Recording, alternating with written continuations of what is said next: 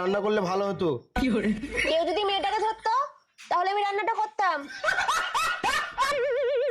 দিলে কেন নেওয়া যাবে না?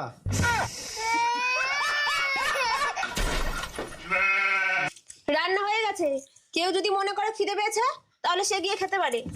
কেউ যদি মেয়েটাকে কোলে নিত তাহলে গিয়ে খেতাম। দিলে কেন নেওয়া যায় না?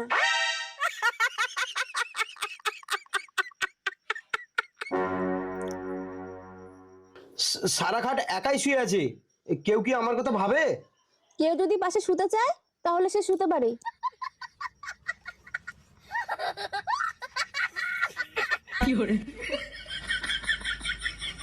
কেউ যদি চায় পাশে মেয়ে মানুষ আছে তাহলে সে কিছু করতে পারে।